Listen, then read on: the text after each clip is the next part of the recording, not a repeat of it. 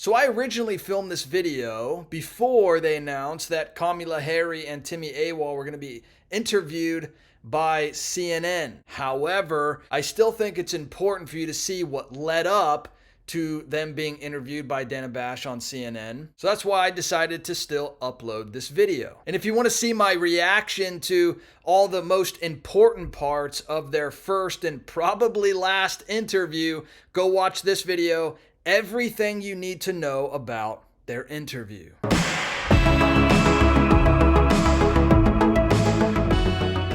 Howdy, y'all. I'm Brylan. So it's been over a month now, coming up on a month and a half since the Kamala coup.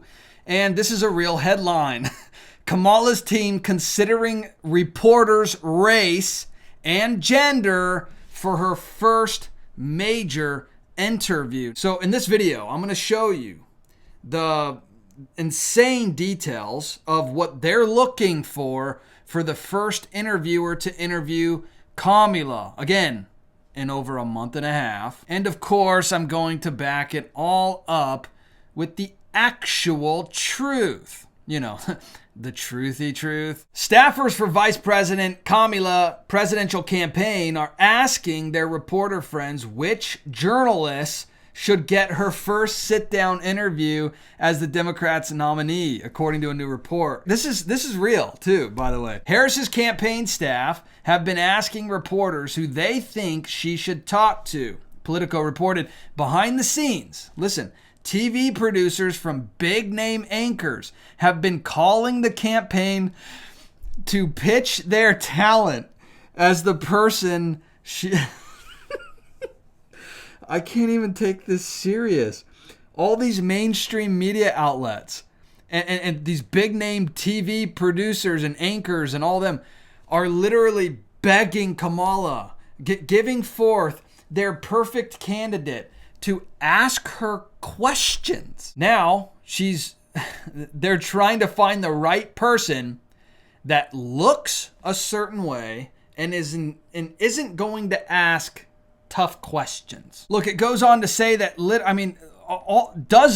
there's like a dozen people that are going to have a say in who gets to talk to her. It has to be ran by all these different people, all because, unlike Biden, Harris herself doesn't have any deep history with journalists because nobody wanted to talk to her before she was installed as the not people's choice for the Democratic nominee. Harris was not only ranked the most liberal politician in the entire government, but she was also one of the most unlikable. And you got to give Kamala credit for being the most unlikable because there's also Jerry Nadler. But look at this. One thing that's being factored into the decision is race and gender, the most important things. Who cares about actually hearing Kamala talk about what she's going to do in this country? You can't afford to buy groceries. You can't afford to buy gas. You can't afford to survive. You can't afford your house payment. You can't afford rent. You can't afford to live or survive or take care of your family.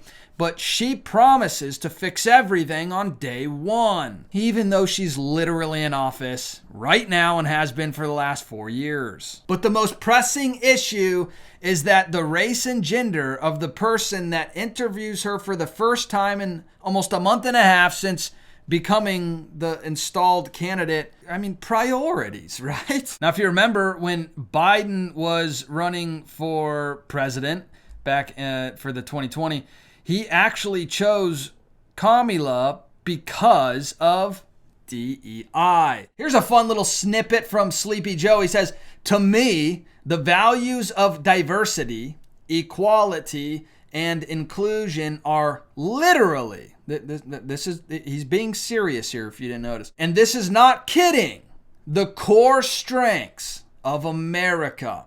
That's why I'm proud to have the most diverse administration in the history that taps into the full talents of our country. And it starts at the top with the vice president.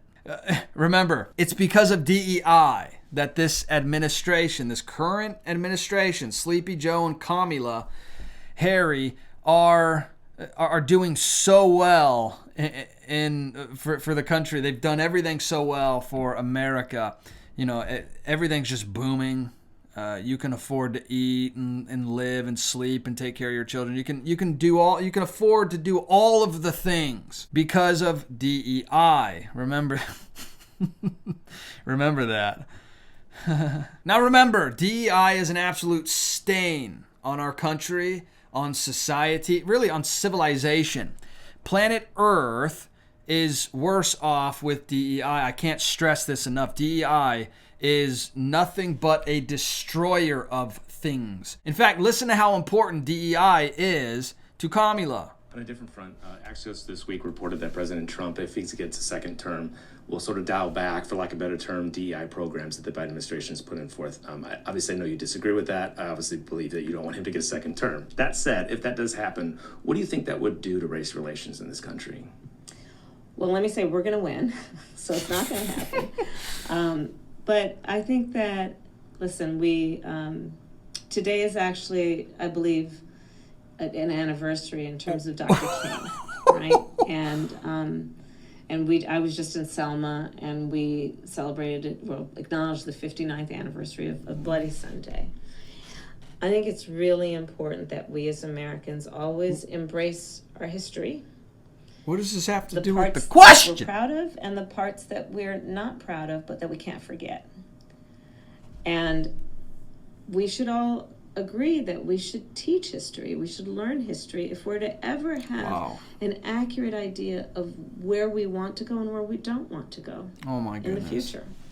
And this is a real person, by the way. Also acknowledging the importance of diversity. It means acknowledging the importance of the fact that everyone should have equal opportunity to compete and equity. And then, of course, inclusion. That, hey, let's look around the room and see who's not here, and did we leave the door open? What is this? This is a real thing. This is actual this actually happened. This is reality. Unfortunately, right? And then she ends like that. We should look around the room and say, if you notice, she doesn't know how to answer questions. That's why she hasn't done an interview. When she does answer a question, it's just like this. She's not actually answering the question.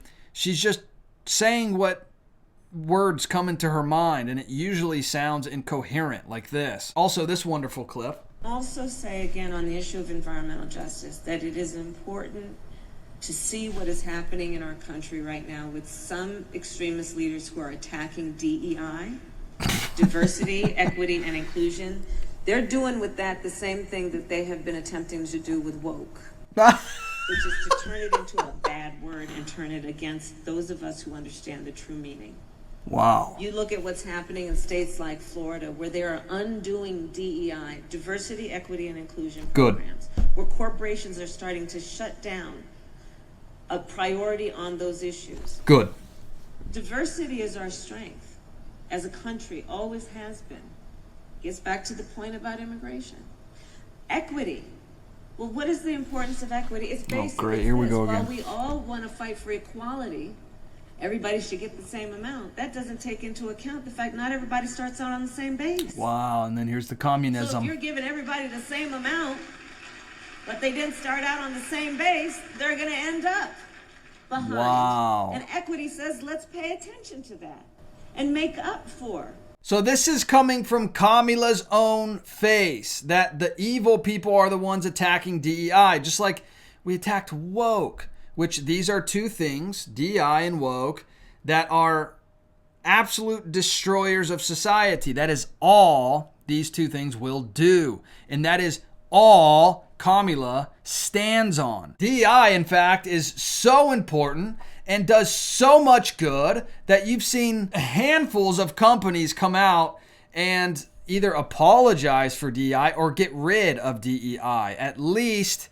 on the surface. Now, I don't believe a lot of these companies are sincere. I think they're going to continue with this agenda, but it's just going to be renamed. It's going to be under a new disguise so that they can continue to do this stuff, because it's not going to go away. The elites are in control of DEI, and they're going to continue to push it. It's just going to be called something else. But you've seen Tractor Supply Co. come out, put out an apology, say they're going to stop doing DEI. They're the most believable out of any of them, but only time's going to tell if they're telling the truth.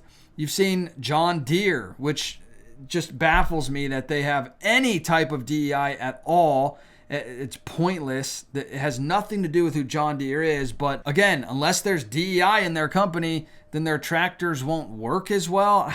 But this is an absolute fake apology because they say that they're going to continue to track and advance DEI. Also, Harley Davidson. They're coming out and saying that they are no longer doing DEI. But again, this is a fake apology. It's going to be just under a new thing. It's going to be in disguise. It's basically going to be DEI, but without calling it DEI. Now, why are these companies running from DEI if it's such a good thing that only has benefits, that only brings strength? Well, because people are noticing, they're seeing, they're going, wait, hold on, DEI cost me my job. DEI is doing nothing but destroying these companies and corporations. In fact, I have a friend, a good friend, that told me that at their company they have a strong DEI, not his company, but the company he works for, they have a strong DEI policy. And he's literally seen firsthand how the company, instead of hiring one person that could do the job and do it well, they've had to hire like 3 people to fill one person's job because they weren't able to do it as well, but they fit the quota of looking a certain way. So now it's costing the company 3 times as much to fill one position because they're not as qualified. But as long as that company picture looks a certain way and pleases the elites, then it's all worth it, right? You also see stuff like this. Look at this. 2/3 of U.S. colleges and universities require DEI classes to graduate. That means 2/3 of these indoctrination factories are going to deny your child, whatever the case might be. They're going to deny you the ability to graduate if you don't take a class on DEI. This is how deep it goes. One terribly sad thing too is that, the Supreme Court had a case several years ago. It was the Christina Box, Commissioner, Indiana Department of Mental Health versus Planned Childlessness of Indiana and Kentucky. Basically, it was the abhorrent industry against Christina Box. The whole point of this case was because the abhorrent industry came against Indiana because Indiana passed a law that said you cannot perform an abhorrent on a child in the womb based on gender or ethnicity or race or disability. You can't take into consideration what this child looks like in order to perform an abhorrent. And so, well, of course, the abhorrent industry didn't like that. They want to be able to look at your child in the womb and say they don't look the way that you want them to look, right? Let's just get rid of them. They want to literally get rid of a child based on what they look like. Yet, the abhorrent industry is one of the biggest advocates for DEI. So on one hand, the abhorrent industry is saying that you cannot perform your job, you cannot run your company, you cannot exist unless you implement diversity, equity, and inclusion into how you hire people. And then on the other hand, they're saying, we're going to get rid of your child in the womb based on what they look like. All this to say that Kamala, considering the race and gender of who's going to be the first reporter to ask her a question, makes perfect sense. Look at Psalm chapter 31 with me for a second. Look at verse 23. It says, "Love the Lord, all you, his saints. The Lord preserves the faithful, but abundantly repays the one who acts in pride." 24. "Be strong and let your heart take courage, all you who wait for the Lord." But hey, let me know your thoughts about all this in the comment section below. I would love to hear from you. And if you wouldn't mind hitting that subscribe button, join this community. I would love to hear from you regularly. And please Hit that thumbs up button as well. You know when you like this video to get pushed out to more people, and it would really help spread the truth. All right, I'll see you in the next video. Bye.